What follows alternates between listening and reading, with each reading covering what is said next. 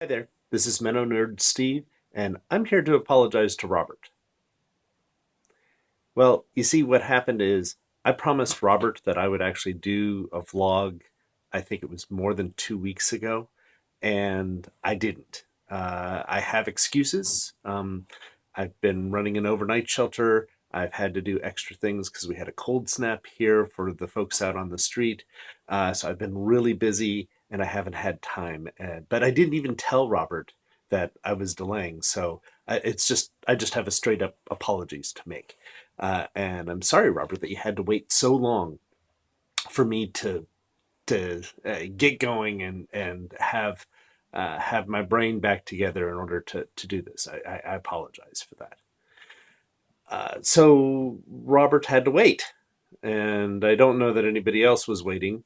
Probably not. But you did notice that there haven't been a vlog for a little while, and so maybe people have been waiting. Maybe people have been thinking, oh, maybe I ought to, maybe where's the vlogs? They're all gone. But maybe this is something that's good for Advent though, because Advent, of course, is all about waiting. That's what Advent is about.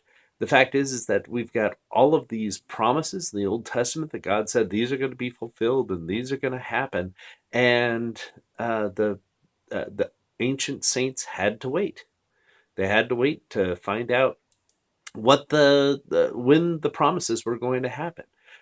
I really believe that the good portion of the Lord's Prayer is just people is just some of the promises of God, God's kingdom coming, God's will being done on earth as it is in heaven, people getting their basic needs taken care of, people receiving forgiveness. I believe that all of that were just promises that hadn't yet been fulfilled.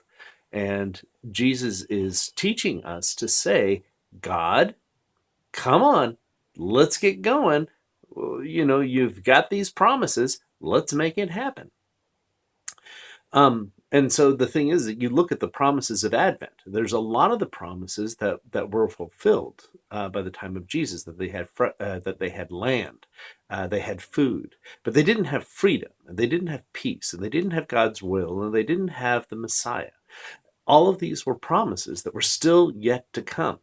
And so the whole point of Advent is actually waiting on God and kind of tapping our foot and saying, come on, God, let's get the program going, which is something we're still doing today. But the point that I want to make, Robert, is that if we have to wait on God, then sometimes we're going to have to wait on people too. God is faithful. He's going to fulfill his promises. We know he's going to do that. That is the nature of God. People, not so much. We're weak.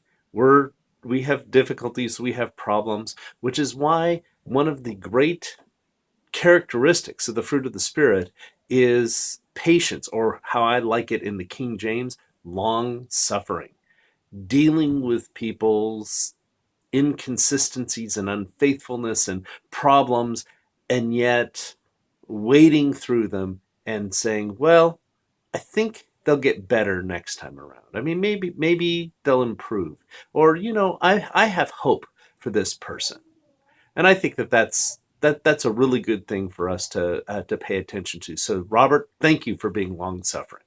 This is Steve Kimes signing out.